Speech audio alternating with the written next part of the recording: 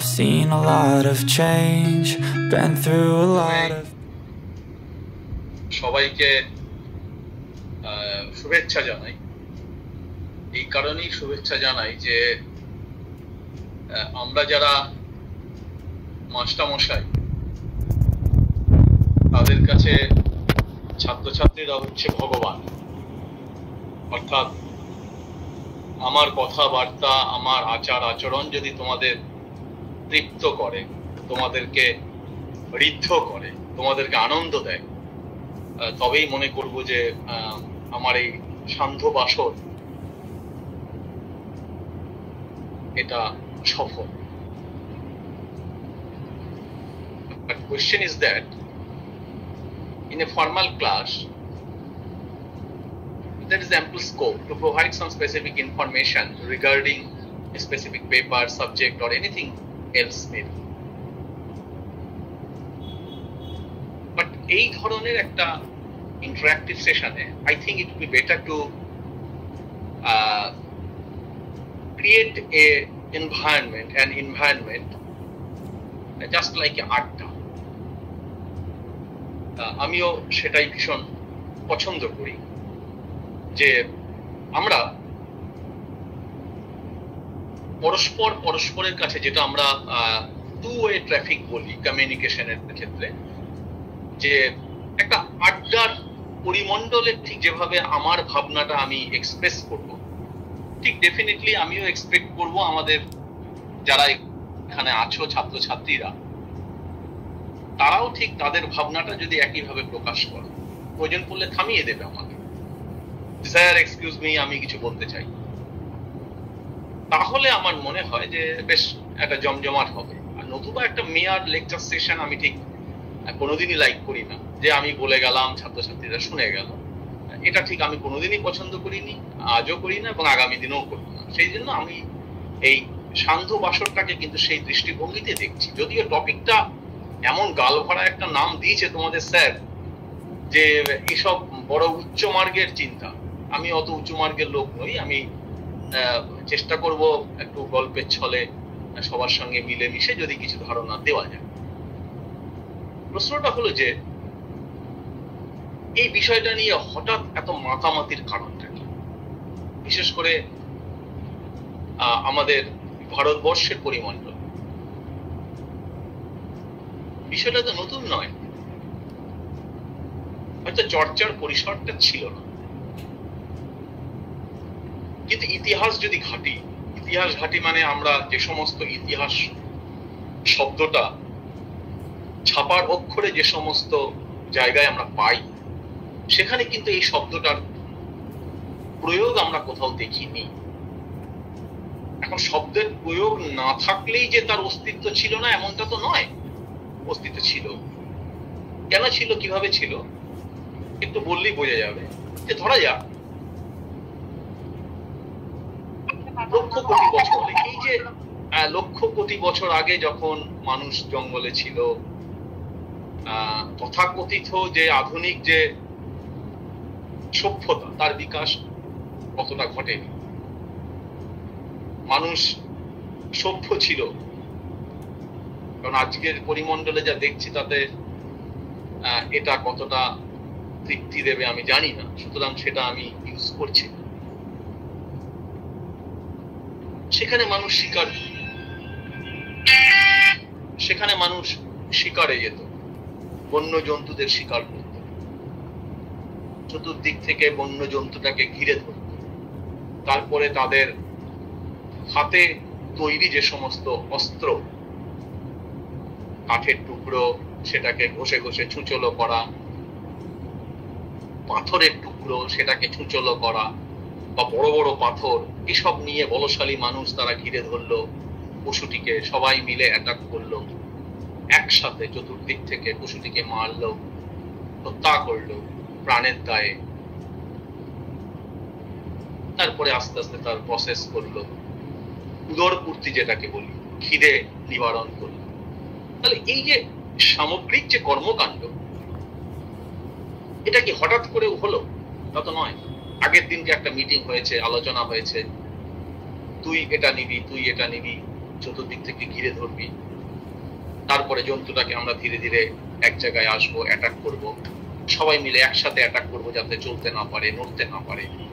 তাহলে এই যে এতগুলো মানুষ জড়ো হয়ে আলোচনা করলো, জন্তুটাকে অ্যাটাক করলো, তারপরে জন্তুটাকে তা করলো, এবং তারপরে অন্য সিস্টেমে ঢুকে গেল। সেই সিস্টেমটা কি না, যদি আগুনের ব্যবহার যখন শিখে গেল, তখন সেই জন্তুটাকে একটা নির্দিষ্ট প্রসেস অনুযায়ী ছাল ছাড়িয়ে নেওয়া হলো, বা পুরো জন্তুটাকে বাঁশে ভেতরে ঝুলিয়ে দেওয়া হলো, আগুনে ওটাকে রোস্ট করা হলো।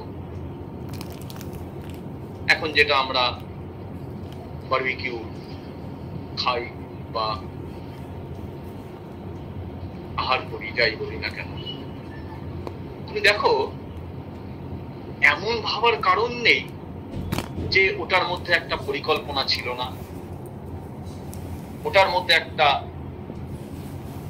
তত্ত্ব ছিল না, ওটার মধ্যে একটা প্রক্রিয়া ছিল না, ওটার মধ্যে একটা বিশ্লেষণ ছিল না, ওটার মধ্যে একটা মূল্যায়ন ছিল না, এমনটি নয়, সব ছিল। ধীরে ধীরে আমরা যদি আরেকটু আধুনিক যুগের দিকে এগিয়ে আসি, রামায়ণ মহাভারত আমাদের যে অত্যন্ত পূর্ণ দুটি মহাপুস্তক, অথবা আমাদের গীতা, কোরআন, বাইবেল, যে সমস্ত ধর্ম পুস্তক আদি আছে, সেখানে যে সমস্ত ঘটনা, যুদ্ধ, বিগ্রহ, সমাজ, সভ্যতা, সাহিত্য, বিবর্তন, মানুষের ইতিহাস যেখানে বর্ণিত আছে, সেই জায়গাগুলোকে আমরা যদি একটু অধ্যয়ন করি, সেখানেও দেখবো একইভাবে যেই চর্চার যে স্তরগুলোকে আমরা বললাম, সেই সমস্ত চর্চার স্তরই কিন্তু আছে। আরেকটু এগিয়ে আসি আমরা, আমাদের শারীরশিক্ষার ইতিহাস আমরা যেখান থেকে মোটামুটি শুরু করি, অ্যারিস্টটল, প্লেটো, সক্রেটিস, ধীরে ধীরে রোমান সভ্যতায় প্রবেশ করা, স্পার্টা হয়ে রোমানে প্রবেশ করা, সেখান থেকে ডেনমার্ক, হল্যান্ড মানে নেদারল্যান্ডস, সুইডেন, নরওয়ে, স্ক্যান্ডিনেভিয়ান দেশগুলোর যে বিভিন্ন রকমের শারীরশিক্ষার ইতিহাস, তাতে আমরা যে সমস্ত শব্দগুচ্ছ পাই বা শব্দাদি পাই, ক্রীড়া ও শারীরশিক্ষা সম্পৃক্ত যে ভাবনাগুলোকে পাই, সেখানেও দেখো নিজের অজান্তেই কিন্তু এই প্রক্রিয়ার ফলন কিন্তু আমরা দেখতে পেয়েছি। তাহলে ছিল, সমস্ত প্রক্রিয়াগুলোই ছিল। আজকের দিনে যেভাবে একটা নির্দিষ্ট একটা ম্যাচ অর্গানাইজ করা হয়, দর্শকরা দেখে, দর্শক বিনোদনের কতগুলো জায়গা টিভিতে দেখা হয়, মোবাইলে দেখা হয়, জায়ান্ট স্ক্রিনে দেখা হয়। হয়তো এই যন্ত্র সভ্যতার বিপ্লবের পরে, মানে ওই 1700 থেকে 1850-এর মধ্যেকার সময়টা যদি আমরা ধরি, যে সময় যন্ত্র সভ্যতার আবির্ভাব হয়েছে, সেই সময়টাতে হয়তো এই ধরনের প্রযুক্তির এত উন্নতি হয়তো ছিল না, ফলে তারা ওই ধরনের প্রযুক্তির সহযোগিতা পায়নি। কিন্তু মানুষের যে চিরন্তন যে চেতনা, এন্টারটেনমেন্ট, আমোদ, প্রমোদ, বিনোদন সবই ছিল, মাধ্যমগুলো ছিল একটু আলাদা। তাহলে প্রথম আমরা কোন সময়টাতে এই তথ্যগুলোকে সঠিকভাবে আমাদের বইপত্রে পাই, সেই সময়টা প্রায় আজ থেকে 200-250 বছর আগে। ওই যে বললাম 1700 থেকে 1850 সময়টাতে মোটামুটি, যখন আমরা প্রথম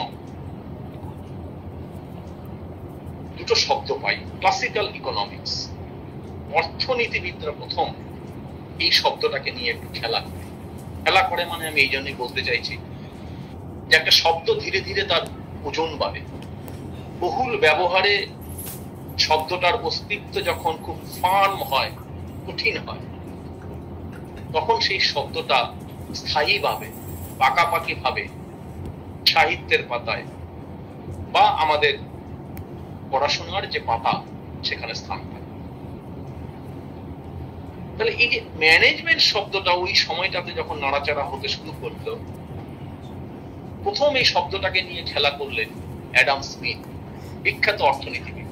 আজকেও যদি আমরা কোন অর্থনীতিবিদের লেখা পড়ি, সে অমর্ত্য সেন থেকে শুরু করে কৌশিক বসু পর্যন্ত আলামলের, অ্যাডাম স্মিথের নাম কিন্তু আমরা মাঝে মাঝে আলোচনার পরিসরে কিন্তু দেখতে পাই। উনি করলেন কি, শব্দটার প্রয়োগ ঘটালেন প্রথম অর্থনীতিবিদ হিসাবে, কোন ম্যানেজমেন্ট প্রফেশনাল হিসেবে নয়, অর্থনীতিবিদ হিসাবে। উনি বললেন এই যে চাষবাস, আচ্ছা অর্থাৎ তখন আজ থেকে যদি আমি 200-250 বছর আগের কথা ভাবি মোটামুটি, বা 300 বছর আগের কথা, 1780-85-90 সময়কার কথা, তখন তো কৃষিভিত্তিক সভ্যতা ছিল। ফলে উনি প্রথম এই কৃষিভিত্তিক সভ্যতার এটার আঙ্গিকে প্রোডাকশন সেক্টরটাকে একটু ভাবার চেষ্টা করলেন। কিরকম প্রোডাকশন সেক্টরে তখন কি প্রোডাক্ট? কৃষি শস্য, ধান, পাট, সর্ষে ইত্যাদি। উনি প্রথম ভাবনার মধ্যে আনলেন যে ধরা যাক 2 বিঘে জমি। 2 বিঘে কেন বললাম না, এই জমির পরিমাপ বললেই আমার প্রথমেই এই বিঘে 2 বিঘে এরকম মনে পড়ে, কারণ রবীন্দ্রনাথ ঠাকুরের সেই বিখ্যাত কবিতা 2 বিঘে জমি, শুধু বিঘে 2 ছিল মোর কই, এই যে কবিতা, ওই জন্য 2 বিঘেটা আমার চট করে ঘুরে চলে আসে। এই 2 বিঘে জমিতে ফসল যদি আমি ফলাতে চাই, মানুষ কতজন লাগবে, প্রত্যেক দিন কতক্ষণ ধরে কাজ করবে, কতটা জল লাগবে, কতটা সার লাগবে, কতটা বীজ লাগবে, তাদের মজুরি কত হবে, এত কিছু খরচা করে যে প্রোডাকশনটা হলো, যে ধানটা হলো, তার বিক্রয় মূল্য কত, প্রফিট হলো নাকি লস হলো। যদি লস হয় তাহলে প্রফিট করার জন্য সাপ্লিমেন্ট হিসাবে অন্য কিছু প্রয়োগ করা যায় কিনা, বা চাষের যে প্রক্রিয়া সেটাকে কিছু পরিবর্তন করা যায় কিনা। এইরকম ভাবে বিভিন্ন ভাবে উনি ভাবনা চিন্তা করলেন, করে করে করে করে উনি কতগুলো তথ্য আমাদের সামনে তুলে ধরলেন। এই প্রথম আমরা দেখতে পেলাম যে এই ম্যানেজমেন্ট শব্দটার একটা প্রয়োগ উনি প্রয়োগ করলেন এই শব্দটা। এরপরে আমরা এর ইতিহাস সম্পর্কে, বিশেষ করে আমি যদি স্পোর্টস ম্যানেজমেন্টের রেসপেক্টে ভাবি, তাহলে কিন্তু ক্রীড়া বা ফিজিক্যাল এডুকেশনের সাথে কিন্তু ম্যানেজমেন্ট শব্দটা এটা কিন্তু খুব একটা বেশি দিন আগের নয়। মোটামুটি আমরা দেখতে পাই 1930, 40, 50 এই দশকগুলোতে আমরা মোটামুটি স্পোর্টস ম্যানেজমেন্ট শব্দগুলোর সাথে নাড়াচাড়া করা শুরু করলাম। এখন ম্যানেজমেন্ট শব্দটার সাথে স্পোর্টস ম্যানেজমেন্ট এই দুটোর কিন্তু তত্ত্বগতভাবে কোনো ডিফারেন্স কিছু নেই, থিওরিটিক্যাল কনসেপ্টে কিন্তু খুব একটা ডিফারেন্স নেই। ডিফারেন্স কোথায় না, অ্যাপ্লিকেশন সাইডে। অ্যাপ্লিকেশন সাইডে কিরকম, ধরা যাক একটা সাইকেল কারখানা, ধরা যাক একটা গভর্নমেন্ট অফিস, ধরা যাক কোন একটা ক্রীড়া সংগঠন। এই যে 3টে টাইপ বললাম, একটা সাইকেলের কারখানা, একটা ক্রীড়া সংগঠন, আর একটা হচ্ছে একটা গভর্নমেন্ট অফিস। আচ্ছা, 3টে যে আমি ইনস্টিটিউশনের কথা বললাম, এই 3টের অবজেক্টিভস তো এক নয়, এই 3টের কর্মকাণ্ড তো একই উদ্দেশ্যে পরিচালিত হয় না। সেই জন্য এই 3টের পরিচালন পদ্ধতি বা ম্যানেজমেন্টের অ্যাপ্লিকেশন 3 জায়গায় কিন্তু 3 রকম ভাবে কিন্তু আমাদের ধরতে হবে। কিন্তু মূল যে জায়গাটা, সেই জায়গাটার কিন্তু কোনো পরিবর্তন হয় না। অর্থাৎ আমরা যেটাকে বলি যে পিরামিডের বেসটা কিন্তু এক, এইবারে ধীরে ধীরে ধীরে ধীরে এটা তার যে আঙ্গিক সেটা কিন্তু বিভিন্ন দিকে কিন্তু ছড়িয়ে গেছে। তাহলে আমরা ম্যানেজমেন্ট সম্পর্কে যদি একটু ভাবনা চিন্তা করে নিতে পারি, তাহলে দেখবো যে সেখান থেকে স্পোর্টস ম্যানেজমেন্টের কনসেপ্টে ঢুকতে খুব একটা কিন্তু অসুবিধা হওয়ার কথা নয়। এই ম্যানেজমেন্টের ভাবনাতে আমরা আসতে গেলে কয়েকজনের নাম কিন্তু আমাদের ভীষণভাবে কিন্তু মনে আসে, যেমন Henri Fayol, Taylor, Abraham Maslow, Luther Gulick, Max Weber. এই নামগুলো আমাদের কাছে ভীষণ কিন্তু তৃপ্তি দেয়, যারা বিভিন্ন সময়ে বিভিন্ন ভাবে কিন্তু ম্যানেজমেন্টের ধারণাগুলো আমাদের সামনে তুলে ধরেছেন। আমরা স্প্যানটাকে যদি আজকের দিন থেকে যদি মোটামুটি 100 বা 125 বছর পিছিয়ে যাই, অর্থাৎ বিংশ শতাব্দীর প্রারম্ভে, মানে 1900 সাল থেকে যদি আমরা মোটামুটি শুরু করি, 1901, 1902 এই সময়, দেখব যে ম্যানেজমেন্ট কনসেপ্টের একটা দারুণ ভাবে কিন্তু একটা বা দ্রুত একটা পরিবর্তন কিন্তু ঘটতে শুরু করেছে। কিরকম ব্যাপারটা দাঁড়ায়, একেবারে আর্লি কনসেপ্টে যদি আমরা চলে যাই, এই জায়গাটা আমাদের একটুখানি জাস্ট ঐতিহাসিক ভাবে কিছু ভাবনা চিন্তার মধ্যে কিন্তু আমাদের আসতে হবে। যেমন আমরা যদি একেবারে প্রাথমিক ভাবে যদি আমরা কল্পনা করি, তাহলে আমরা আর্লি ক্লাসিক্যাল ম্যানেজমেন্টের কথা ভাবতে পারি। আর্লি ক্লাসিক্যাল ম্যানেজমেন্ট, দেখো এই শব্দটার মধ্যেই কিন্তু জড়িয়ে আছে যে একেবারে প্রাথমিক স্তরে ম্যানেজমেন্টের ধারণাটা কি হচ্ছে। এখানে আর্লি কনসেপ্টটাকে মোটামুটি আমরা ওই 1875 থেকে 1925 মধ্যে আমরা ভাবতে পারি। ওই 50 বছরের মোটামুটি স্প্যানটাকে আমরা আর্লি ক্লাসিক্যাল ম্যানেজমেন্ট বা আর্লি ক্লাসিক্যাল অ্যাপ্রোচও বলতে পারি। এই অ্যাপ্রোচের সময় আমরা দেখতে পাই যেটাকে মোটামুটি 3টে ধাপে পরপর পরপর ভাগ করা হয়েছে: সায়েন্টিফিক ম্যানেজমেন্ট, অ্যাডমিনিস্ট্রেটিভ ম্যানেজমেন্ট, আর হচ্ছে বিউরোক্র্যাটিক ম্যানেজমেন্ট। এখন দেখো এই সায়েন্স শব্দটার একটা মজা কি জানো তো, আমরা যে কোনো জিনিসেরই অধিক যদি গুরুত্ব দিতে চাই, তাহলে একটা সায়েন্স শব্দটা জুড়ে দিই।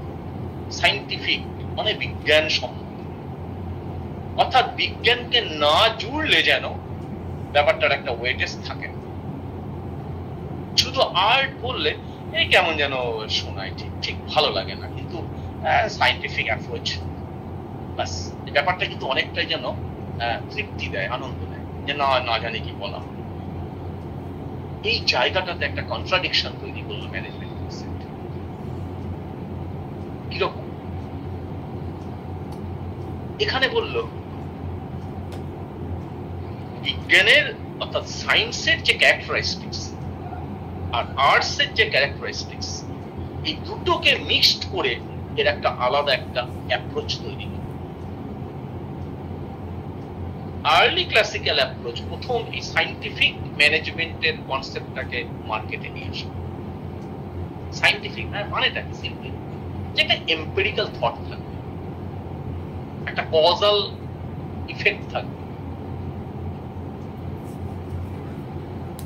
একটা মাল্টিপ্লিকেশন থাকবে,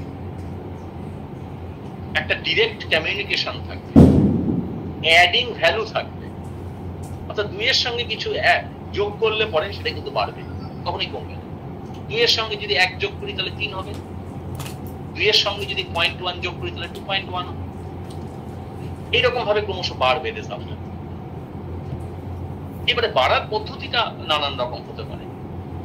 ভাইরাস অন্যদিকে আমরা যদি আর্ট শব্দটাকে ধরি, সিম্পলি যেটা বিউটি, অ্যাস্থেটিক একটা অ্যাপ্লিকেশন, একটা অ্যাস্থেটিক ভাবনার প্রকাশ।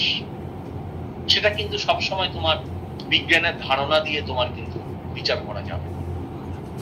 একজন শিল্পী গান করলো, সেই গানটা শেষ হওয়ার পরে সে আবার সেই গানটা করলো। এই দুটো গানের মধ্যে কিন্তু আমরা তুলনা করতে পারি কোন গানটা ভালো হলো, কোন গানটা একটু মনে হলো লয় চেঞ্জ হয়ে গেছে, কোনটাতে একটু প্রান্তিক ছাপ পড়েছে, কিন্তু পরের গানটাকে যোগ করে কিন্তু দুটো গান করলে পরে তার যে কোয়ালিটি ডাবল হয়ে যাবে, এটা কিন্তু কখনোই করা সম্ভব নয়, quite impossible. But in case of mathematical formula we can consider this. A plus B এর সঙ্গে যদি C যোগ করি ডেফিনেটলি বাড়বে, D যোগ করি আরেকটু বাড়বে, E যোগ করি আরেকটু বাড়বে, F যদি বিয়োগ করি তাহলে একটু কমবে।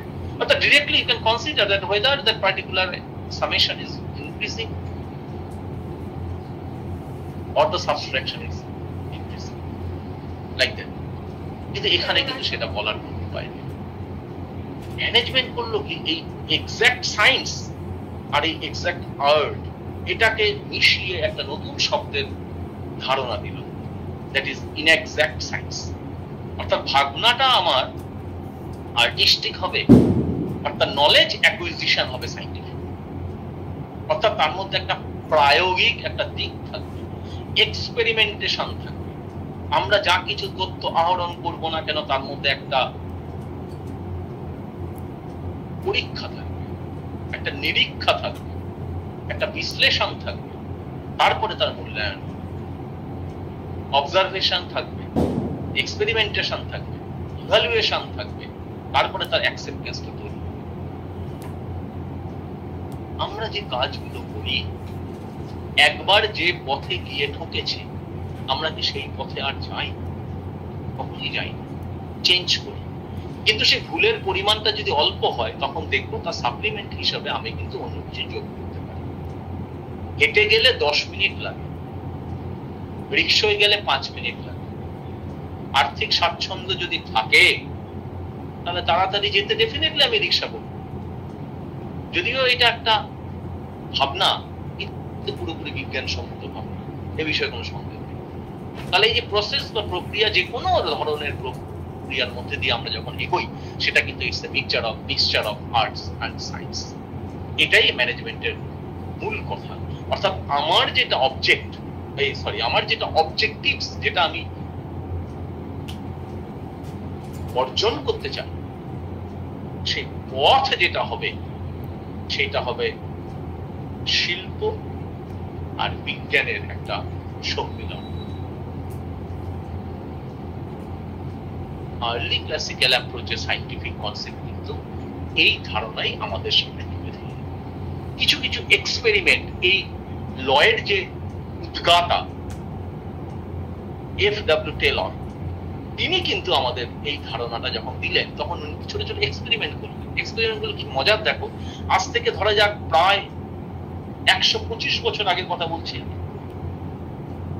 উনি কিরকম ধারণা দিলেন? টাইম এন্ড মোশন স্টাডি করলেন। টাইম এন্ড মোশন অর্থাৎ একটা কারখানা, সাইকেল কারখানা সিম্পলি।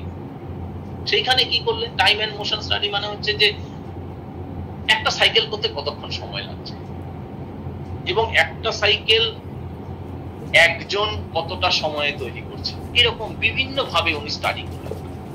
একজনের জায়গায় যদি 5 জন দেওয়া হয় তাহলে কি টাইমটা ঠিক 1/5 হয়ে আসলো? অর্থাৎ একটা বাড়ি করতে ধরা যাক 100 জন শ্রমিকের 1 মাস লাগে, তাহলে আমি 1000 জন যদি শ্রমিক দিই তাহলে কি 10 টাইমস, মানে ওটা কি রিডিউস করে 3 দিনে বাড়িটা তৈরি হয়ে যাবে? তাহলে যদি আমি 30,000 লোক রিক্রুট করি তাহলে একদিনে বাড়িটা তৈরি হবে? অঙ্ক বলছে হবে, কিন্তু বাস্তব কি বলছে? আর্টস কি বলছে? শিল্প কি বলছে? সাহিত্য কি বলছে? বাস্তব কি বলছে? বলছে না, কখনই সম্ভব। কারণ একটা বাড়ি একদিনে তৈরি করা সম্ভব, কারণ গাঁথনি করলে সেটা শুকোবার টাইম দিতে হবে, কিউরিং করতে হবে, ধীরে ধীরে ধীরে ধীরে সময় দিয়ে দিয়ে ওরা স্ট্রাকচারটা তৈরি করতে হবে। কমন সেন্স থেকে বলছি, সাধারণ আমরা পদ্ধতি থেকে বলছি। আধুনিক যুগে যদিও হয়, কারণ এখন তো আর বাড়ি খুব একটা এরকম গাঁথনি করে হয় না, ওয়াল এনে সেট করে দেওয়া হয়। সুতরাং একদিনে, 1.5 দিনে, 2 দিনে একটা বাড়ি দাঁড়াবে। That is different concept. I am not entering to that area. আমার হচ্ছে একেবারে টিপিক্যাল বেস লাইন থেকে ভাবনা চাই। তাহলে এই ধরনের টাইম মোশন স্টাডি করে উনি কিন্তু অনেক তথ্য কিন্তু ডিফারেন্সিয়াল পেমেন্ট, উনি একটা নতুন তত্ত্ব দিলেন, ডিফারেন্সিয়াল পেমেন্ট অর্থাৎ মজুরি। এই যে আমরা পরীক্ষায় যেমন তুমি ভালো করে পড়াশোনা করো, সারা বছর পড়াশোনা করো, মন দিয়ে পড়াশোনা করো, বেশি পরিশ্রম করো, ভালো মন দিয়ে ক্লাস করো, definitely you will get maximum marks.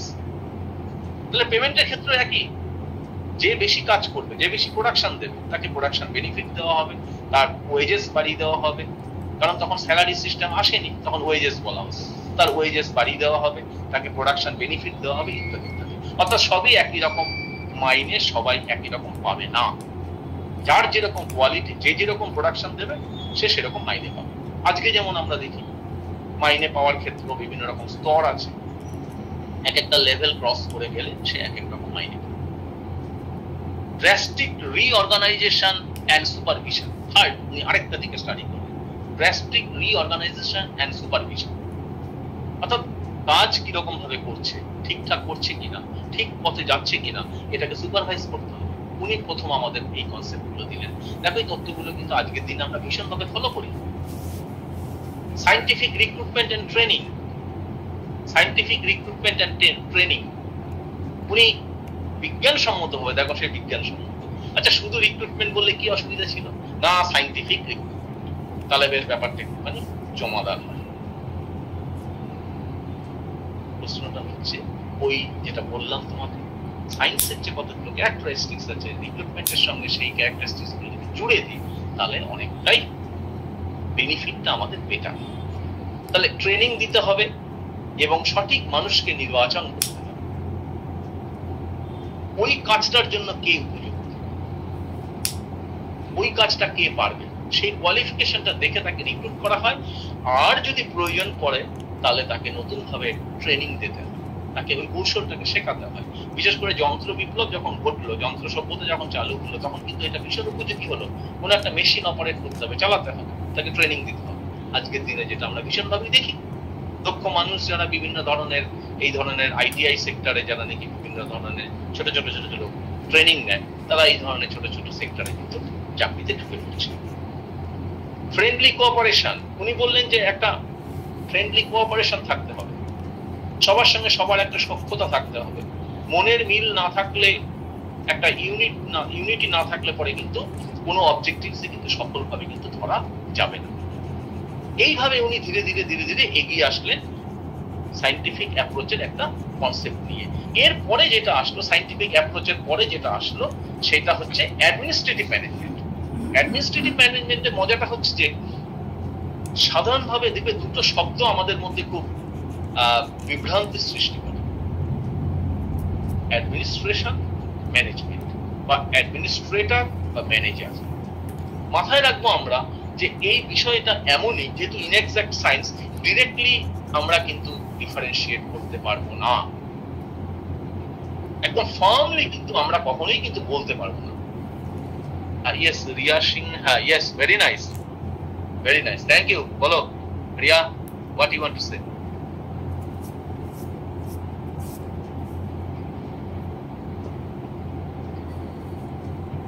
Ria, would you like to say something? Ria, हाथ उठा है। हैं? रिया, कोई क्वेश्चन है क्या तुम्हारा? रिया, पूछो, सर से पूछो। हेलो। हाँ, हेलो। थोड़ा रिया, थोड़ा सा सर इंग्लिश। हाँ, बोलो बोलो बोलो। इन बिटवीन इंग्लिश बोलने के लिए। Sir if you can say in English little bit, English में थोड़ा Okay. बोल दो। हाँ, थोड़ा बंगाली में होता है। हाँ, ओके ओके ओके। अभी तो बांग्ला वाला बोझो। ठीक है, बोलो दो, बोलो दो। अच्छा, Okay. okay, okay. So next, if we consider next stage is administrative management. Henry Fayol, he is the propounder of this particular thought, administrative management. আমরা কিছুক্ষণ আগে বলছিলাম যে অ্যাডমিনিস্ট্রেশন ম্যানেজমেন্ট। দেখা যায় যে considering the characteristics or the functions of these two particular criteria, it has found that administratorরা মূলত policy তৈরি করে। They are the policy maker. They are the future planner. They can create the specific design of what we should have to do in future, definitely near future. It may be we can consider 6 months, we can consider 1 year, we can consider 5 years also. তাহলে they are the administrator, যারা policy তৈরি করে, পরিকল্পনা করে, যারা future ম্যাপটা তৈরি করে, যারা ফোরসাইট তৈরি করে, যারা ফিউচারটাকে দেখতে পায়, মার্কেট সার্ভে করে, they are known as the administrator. Manager কি করে? ম্যানেজার দে দ্য এক্সিকিউটর, তারা এক্সিকিউট করে। কোনটা কি এক্সিকিউট করে তারা? এই যে অ্যাডমিনিস্ট্রেটররা যে পলিসি তৈরি করলো, যে প্ল্যান তৈরি করলো, যে রোড ম্যাপ তৈরি করলো, যে ডিজাইনটা তৈরি করলো, সেটা managers are the executor of that particular plan. The question is that there is no such threshold limit between manager and administrator. Administrator আর ম্যানেজারের মধ্যে ওই ধরনের কোনো threshold, কোনো লিমিট কিন্তু নেই, যে up to this extent we can call it the duty of the administrator, and from here with the duty of the manager starting. No, there is no such threshold limit. Suppose if we consider the head of a particular department, if we consider myself, যখন আমি হেডের চেয়ারে বসবো, I am the administrator, because in cooperation with the other teachers I have to frame the policy, I have to frame the plan, I have to schedule the routine, ক্লাসটা কিভাবে চলবে, কে নেবে, কবে নেবে, কারিকুলামটা কিভাবে কমপ্লিট হবে, I am the planner. তাহলে ওই ক্ষেত্রে আমি অ্যাডমিনিস্ট্রেটর। কিন্তু সেই আমি যখন আবার ক্লাস নিতে ক্লাসে ঢুকি, তখন আমার ভূমিকাটা অনেকটা ম্যানেজারের মতো। কারণ যে রুটিনটা আমি এবং আমার সহকর্মীরা তৈরি করেছিলাম, সেই রুটিনের কোনো একটা পার্ট বৃহস্পতিবার বা বুধবার দুপুর 1টা থেকে 2টো পর্যন্ত আমার ক্লাস, আমি সেটা এক্সিকিউট করছি। দ্যাট মিনস আমি তখন হয়ে গেলাম ম্যানেজার। এবং সব ক্ষেত্রেই ঠিক তাই, এক্সক্লুসিভলি অ্যাডমিনিস্ট্রেটর বলে হয় না, এক্সক্লুসিভলি ম্যানেজার বলেও কিছু হয় না। সবসময় আমাদের ডুয়াল ফাংশনটাকে এক্সিকিউট। তাহলে হেনরি ফেবল কি করলেন? অ্যাডমিনিস্ট্রেটিভ ম্যানেজমেন্টের কনসেপ্টটা দিলেন, যে administrator should have to administrate the total organisation, and as well as there must be some managers who actually act accordingly, considering the plan that has already scheduled by the administrator. তখন উনি বললেন, মজার কথা হলো, উনি বললেন যে এই যে আমরা একটা অর্গানাইজেশন চালাই, এই যে আমরা ফাংশন এক্সিকিউট করি, কতগুলো নীতির মধ্যে দিয়ে থাকলে, কতগুলো নিয়মের মধ্যে দিয়ে থাকলে আমাদের কিন্তু অবজেক্টিভটা অ্যাচিভ করতে কিন্তু ভীষণ সুবিধা। উনি তখন 14টা প্রিন্সিপলস এর কথা বললেন, নীতি বললেন। নীতিটা কি, প্রিন্সিপলস কি? দে আর দ্য ব্যারিয়ার, একটা বেড়া, একটা বাড়ির পাঁচিল। ওই পাঁচিলের মধ্যে থাকলে আমরা অনেকটা সিকিউর থাকি, কিন্তু বাড়ির যদি কোনো সীমা না থাকে, if there is no such boundary, then it creates some problem.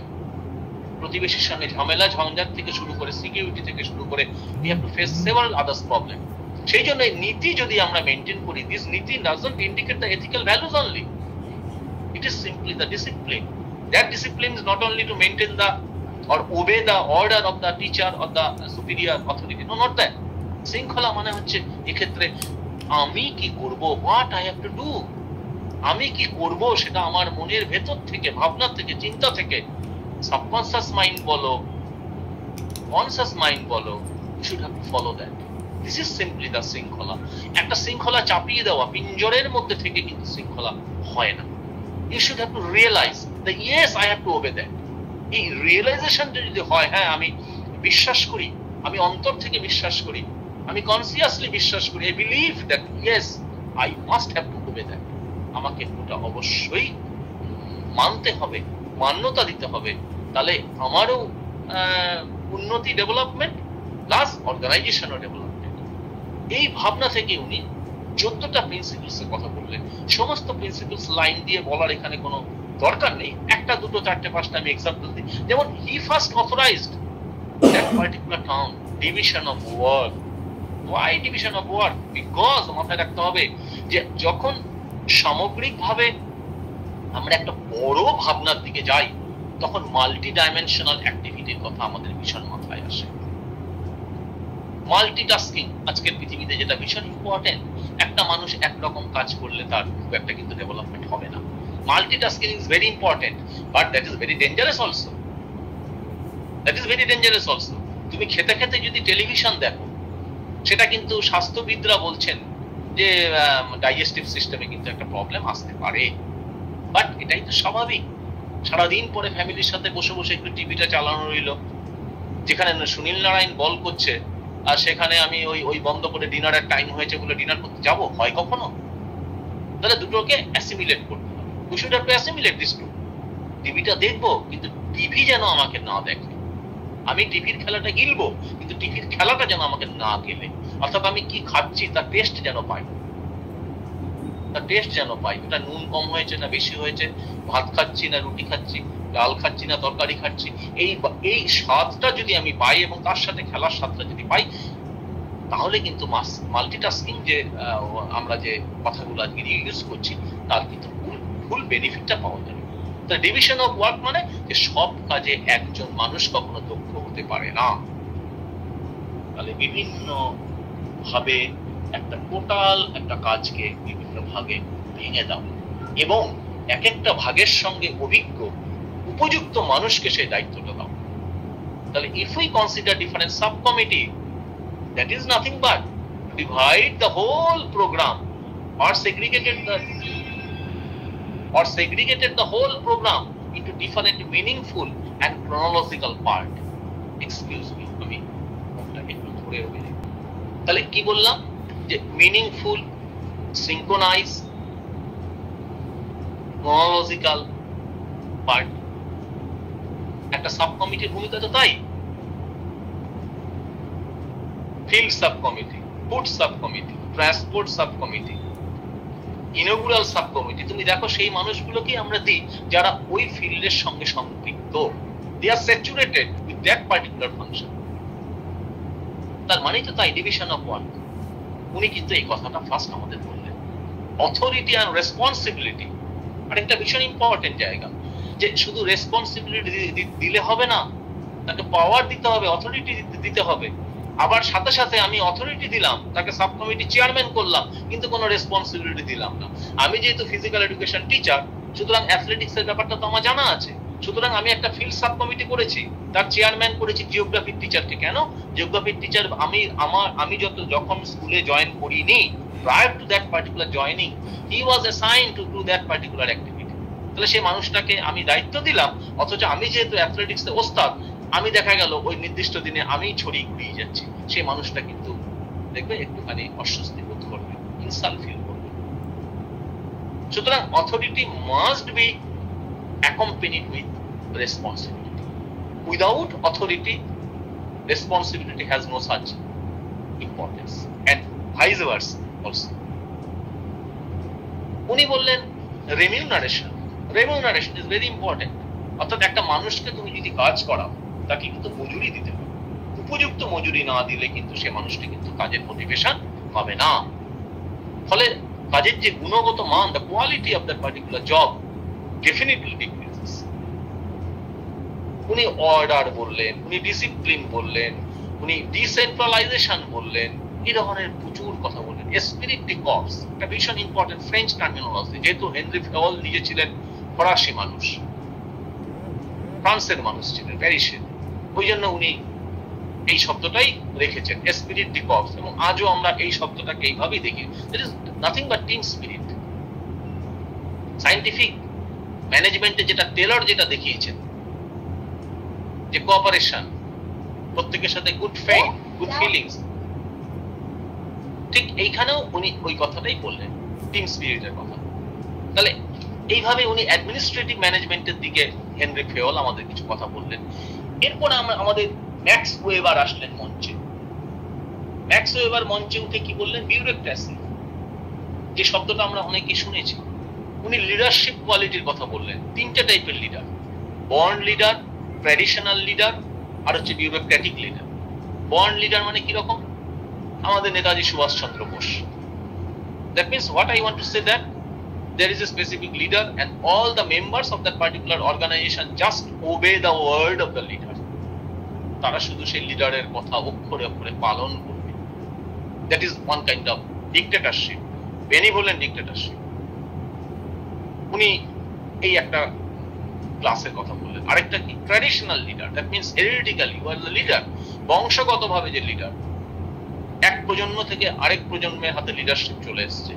Jamsetji Naoroji tata, সেখান থেকে আজকে রতন টাটা, এরকম ভাবে ধীরুভাই আম্বানি, তারপরে মুকেশ আম্বানি, অনিল আম্বানি, তাদের পরবর্তী সময় আকাশ, অনন্ত, এরা ট্র্যাডিশনালি বংশ পরম্পরায়। তেমনি আমরা গোয়েঙ্কা, বিড়লা এদেরকে জানি।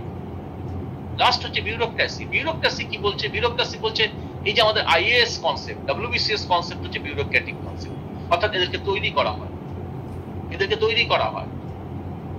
আজকে যে ম্যানেজমেন্ট ইনস্টিটিউট গুলো আছে, ইন্ডিয়ান ইনস্টিটিউট অফ ম্যানেজমেন্ট, আইএআইএম যেটা বিখ্যাত, সমস্ত ভারতবর্ষেই আছে, সেইখানে ম্যানেজমেন্ট স্পেশালিস্ট তৈরি করা হয়, বিউরোক্রেটিক লিডার তৈরি করা হয়।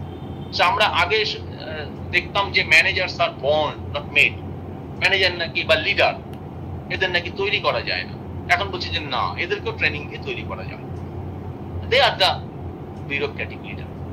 তাহলে এইখান থেকে আমাদের এই আর্লি ক্লাসিক্যাল যে অ্যাপ্রোচ, সেখান থেকে কিন্তু আমরা সরে মানে এগিয়ে যাচ্ছি আস্তে আস্তে আস্তে আস্তে। আর্লি ক্লাসিক্যাল অ্যাপ্রোচের পরে নিও ক্লাসিক্যাল অ্যাপ্রোচ। সিম্পলি নিও শব্দটা হচ্ছে কোন ট্রানজিশন পিরিয়ডকে ধরার জন্য নিও শব্দটা ইউজ করা। কোন ট্রানজিশন পিরিয়ড, অর্থাৎ একটা স্টেজ থেকে আরেকটা স্টেজে গেছি, কিন্তু মাঝখানে কিছু কিছু ধাপ আছে যেগুলো ঠিক এক্সপ্লেইন করতে পারি না, but they must have some specific importance, so we have to study that. এই যে মাঝখানে ট্রানজিশনের জায়গাটা, এটাকে আমরা নিও শব্দটা দিয়ে প্রকাশ করি। তো নিও ক্লাসিক্যাল অ্যাপ্রোচ মানে ওই আর্লি ক্লাসিক্যাল অ্যাপ্রোচের সঙ্গে মডার্ন অ্যাপ্রোচের যে কানেকশন, সেই জায়গাটা নিও ক্লাসিক্যাল অ্যাপ্রোচ ধরার চেষ্টা করেছে। নিও ক্লাসিক্যাল অ্যাপ্রোচের মধ্যে আমাদের হিউম্যান রিলেশনস মুভমেন্ট ভীষণ ভীষণ ইম্পর্টেন্ট। এখানটায়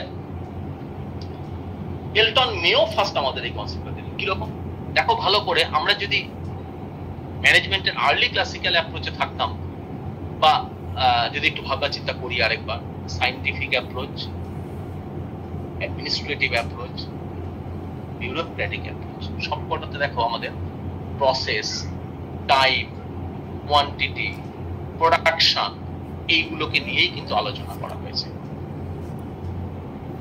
এখন প্রশ্নটা হচ্ছে, ভালো, ডেফিনেটলি ভালো, ইতিহাস এগোচ্ছে, ধারণার বদল ঘটছে, ডেফিনেটলি। আচ্ছা, এই কাজগুলো কে করে? আজকের দিনে আমি বলতে পারি রোবট করতে পারে, কম্পিউটারে অনেকটাই আমরা সহযোগিতা পাই, কিন্তু আমি যেই সময়ের কথা এখানে বলছি, কারা করতো? মানুষ করতো, মানুষ করতো। মানুষের তো প্রাণ আছে, তার ভাবনা আছে, তার চেতনা আছে, তার বোধ আছে, তার বুদ্ধি আছে, তার ভালো লাগা আছে, খারাপ লাগা আছে, সে বিরক্তি প্রকাশ করে, সে তার উৎকণ্ঠা প্রকাশ করে। He has some specific feelings. He always express his or her bitterness. He can say, yes, this is lovely, excellent, oh, boring, bad, no, not good, etc. etc. That means he has some feelings. এই যে একটা চেতন প্রাণী আর অচেতন প্রাণী, এই দুটোর মধ্যেকার পার্থক্যটা কিন্তু ধরতে পারলেন এই স্কুল অফ থট যারা নিও ক্লাসিক্যাল অ্যাপ্রোচে এসে তারা ভাবলেন প্রথম, that is called human relations movement. অর্থাৎ মানুষ প্রথমে বুঝতে পারলেন যে মানুষই কাজটা করে, সুতরাং মানুষে মানুষের সম্পর্কের কিন্তু দরকার আছে। এইখান থেকে একটা আলাদা লাইন অফ স্টাডি বেরিয়ে আসে, যেটাকে আমরা বলি অর্গানাইজেশনাল বিহেভিয়ার। অর্গানাইজেশনাল বিহেভিয়ার অর্থাৎ যে কোনো অর্গানাইজেশনের যারা পার্সোনালস আছে, those who are the member of that particular organization, we must have to study the characteristics, the manner, the type, etc. of the members. এই জায়গাটা থেকে কিন্তু অর্গানাইজেশনাল বিহেভিয়ার আর একটা ব্রাঞ্চ অফ স্টাডি তৈরি হলো। লুথানস, Gregory লুথানস was the propounder of this particular thoughts. এই জন্য লুথানসের বই আছে বিখ্যাত, অর্গানাইজেশনাল বিহেভিয়ার, গ্রেগ লুথানস, বিখ্যাত বই, বাইরে মার্কেটে খুঁজলে পাওয়া যেতে পারে, বিখ্যাত বই। তাহলে ওনারা প্রথম বললেন যে হিউম্যান রিলেশনস মুভমেন্ট। এখানে কিরকম এই হিউম্যান রিলেশনস মুভমেন্ট চ্যাপ্টারে এসে এই যাদের যাদের নাম বললাম আমি, এলটন মেও, ওয়াক্স, মোয়েবার, এরা করলেন কি, এরা কতগুলো স্টাডি করলেন। যেমন ইলিউমিনেশন এক্সপেরিমেন্ট করলেন। ইলিউমিনেশন এক্সপেরিমেন্ট কিরকম? সিম্পলি যে ধরা যাক এই ঘরে এই যে আলো জ্বলছে, আচ্ছা দুটো জায়গায় যদি একটা আলো জ্বালাতাম তাহলে এই ঘরের ঔজ্জ্বল্য একটু কমে যেত, তাহলে আমার ফেসটা অতটা ভালো তোমরা দেখতে পেতে না। তাহলে ফেস ভালো দেখলে পরে, মানে আমি সৌন্দর্যের কথা বলছি না, আমি বলতে চাইছি স্পষ্টভাবে একটা মানুষের expression if we realise, then automatically the bonding between the speaker and the listeners definitely develop.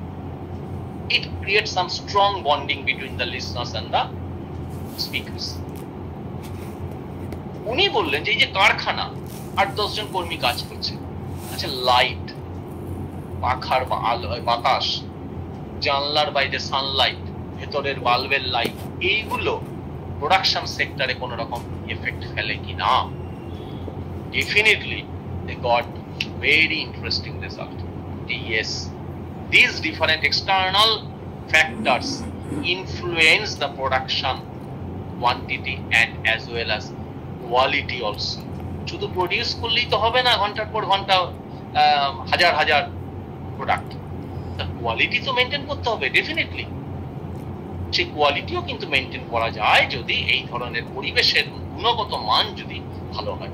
আজকে তুমি যে সমস্ত আমাদের যে কর্পোরেট সেক্টর গুলো আছে দেখো, ঝাঁ চকচকে একদম পরিষ্কার সুন্দর, গাছ লাগানো, এসি, কোথাও ধুলোবালি নেই, কোথাও ভাঙা চোরা নেই, কোথাও ময়লা নেই, সব টাই পরে সুন্দর জামা প্যান্ট পরে, জামা প্যান্ট খুঁজে, জুতো পালিশ করে, নিখুঁত ঝাঁ চকচকে একটা পরিবেশ। তুমি উইপ্রো যাও, তুমি কগনিজেন্ট যাও, তুমি টিসিএস এ যাও, অপূর্বতার পরিবেশ।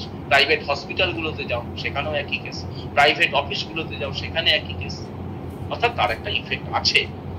ওনারা এইরকম, তারপরে রিলে অ্যাসেম্বলি, টেস্ট রুম আছে, ইন্টার ভিউইং প্রোগ্রাম আছে, ইন্টারভিউইং প্রোগ্রাম আছে। Always you have to talk with the employee. তুমি হেড, ডিপার্টমেন্টের হেড হিসাবে ছাত্রছাত্রীদের সঙ্গে তোমাকে কথা বলতে হবে, জানতে হবে, তাদের কাছ থেকে ফিডব্যাক নিতে হবে যে কি অসুবিধা হচ্ছে। 50 জনের 50 রকম চেতনা, 50 জনের 50 রকম বোধ, কিন্তু আমরা সিলেবাস তো করি একটা, আমরা কারিকুলাম করি একটা, আমরা রুটিন এ ক্লাস দিই একটা, আমরা শিডিউল বানাই একটা, 50 জনকে একই রকম খাঁচায় বন্ধ করে আমরা রাখতে সচেষ্ট হই। ওয়াই? কেন করবো আমরা? But there is no such way. এটার বাইরে আমাদের কোনো রাস্তা নেই। So we should have to think in different way. What are that particular way? We can interview our students, we can call our students, এই তুমি বিকেলে আমার সঙ্গে ডিপার্টমেন্টে দেখা করো একটু, এই তোমার কি সমস্যা হচ্ছে, এই তোমার কি বলো দেখিনি, কিরকম ক্লাস হচ্ছে, অসুবিধা হচ্ছে কোনো? এবং সেটা be careful, the sampling system should be very careful. ভীষণ সচেতন ভাবে তোমাকে স্যাম্পলিং সিস্টেমটা করতে হবে। তোমাকে অনেক কিছু ভাবতে হবে যে যাকে ডাকছি কেন। ভালো ছেলেকে ডাকলে একরকম ফিডব্যাক পাবে, যে ছেলেটি ফাঁকিবাজ দুষ্টু ছেলে তাকে ডাকলে আরেক রকম পাবে। আরেকটা ছেলে হচ্ছে একটু বিলো কোয়ালিটির, মেরিটটাই কম, কিন্তু অত্যন্ত শৃঙ্খলা পরায়ণ, নিয়মিত ক্লাস করে, চেষ্টা করে, তার কাছ থেকেও ফিডব্যাক নিতে হবে। তাহলে এইরকম ভাবে you can develop the condition, internal condition of your department. এরপরে ধীরে ধীরে ধীরে ধীরে বিহেভিয়ারাল অ্যাপ্রোচে আসে। বিহেভিয়ারাল অ্যাপ্রোচে এসে আমরা কিন্তু বিখ্যাত সেই অ্যাব্রাহাম ম্যাসলর কথা আমরা পেলাম, কার্ট লিভিন, চেস্টার বার্নার্ড, অ্যাব্রাহাম ম্যাসল, তারপরে তোমার মেরি পার্কার ফলেট, এই নামগুলো আমরা কিন্তু এই প্রথম আমরা পেলাম। বিহেভিয়ারাল অ্যাপ্রোচে কিন্তু পুরোপুরি কিন্তু ওই অর্গানাইজেশনাল বিহেভিয়ারের কনসেপ্ট আমরা কিন্তু ঢুকে গেলাম। অর্থাৎ মানুষের আচরণকে কালচার করতে, মানুষ কি চায়, সে কিসে তৃপ্ত হয়, তার স্যাটিসফ্যাকশন কোথায় আসে, how we can provide some specific stimulus, তবে তো সে কোম্পানির প্রতি দায়বদ্ধ হবে। এই জায়গাটা কিন্তু ওনারা আসলেন।